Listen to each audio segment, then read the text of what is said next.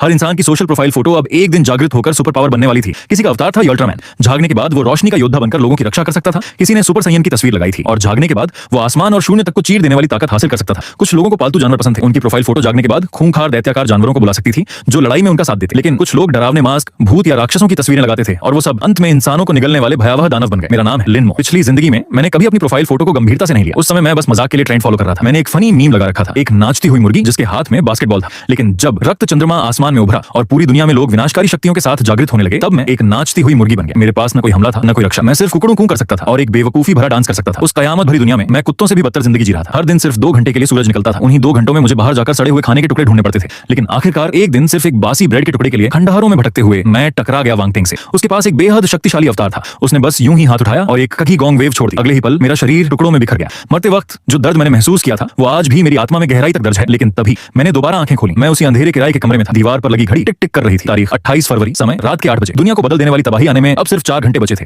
मैं अचानक बिस्तर से उठ बैठा, तेज तेज सांस लेने लगा। दिल बुरी तरह धड़क रहा था। मैं दोबारा जिंदा हो चुका था। मैंने पुनर्जन्म लिया था और इस बार मैं वही बेवकूफी दोबारा नहीं दोहराऊंगा। समय तेजी से बीत रहा था। मैं पेशे से एक डिजिटल आर्टिस्ट था। इस जीवन में मेरे हाथों में अपनी किस्मत बदलने की ताकत थी। आम लोग सिर्फ इंटरनेट से मिली तस्वीरें इस्तेमाल कर सकते थे, लेकिन मैं अपना खुद का सर्वश्रेष्ठ अवतार बना सकता था। मैं तुरंत बिस्तर से कूदा, टेबल पर पड़े इंस्टेंट नूडल्स के कप को हटाया और कंप्यूटर चालू कर दिया। सबसे प्रोफेशनल ड्राइंग सॉफ्टवेयर खुल चुका था। मेरे दिमाग में अनगिनत पौराणिक और निषिद्ध अस्तित्व घूम रहे थे। अगर बनाना है तो ऐसा अवतार बनाऊंगा जिसे ये दुनिया भी सहन न कर सके। मैंने फैसला किया, मैं चीनी पौराणिक कथाओं की सबसे खतरनाक शक्तियों को एक साथ मिलाऊंगा। पहला, सृष्टि रचने वाला आदिकालीन देवता होंगजुन। दूसरा, सभी दानवों का सम्राट डोंग हुआंग। तीसरा, समस्त ड्रैगनों का पूर्वज झूलोंग। लेकिन मुझे लगा इसमें अभी भी विनाश की अंतिम शक्ति की कमी थी। इसलिए मैंने फैसला किया, मैं जोड़ूंगा एनिमी दुनिया के सबसे शक्तिशाली फ्यूजन योद्धा को, ड्रैगन बॉल का वेगेटा, गोकू और वेजिटा का परम फ्यूजन। मैं इन चारों अस्तित्वों को एक ही अवतार में सिलने वाला था। ये एक ऐसा निषिद्ध प्रयोग था जो आज तक किसी ने नहीं किया था। मेरी उंगलियां डिजिटल पेन पर पागलों की तरह दौड़ने लगी। लाइनें एक दूसरे में घुलती चली गईं। धीरे धीरे स्क्रीन पर एक सफेद वस्त्र पहने दिव्य योद्धा उभरने लगा। उसके पीछे अंधकार में दानवों की परछाइयां मंडरा रही थीं। पैरों के नीचे सुनहरा ड्रैगन था और उसके पूरे शरीर के चारों ओर सुपर साइयन की नीली सुनहरी आभा जल रही थी। मैं पूरी तरह उस चित्र में डूब चुका था। पसीना मेरी शर्ट भिगो चुका था। लेकिन मैं एक सेकंड भी रुकने की हिम्मत नहीं कर सकता था, क्योंकि मैं जानता था ये सिर्फ एक तस्वीर नहीं थी। ये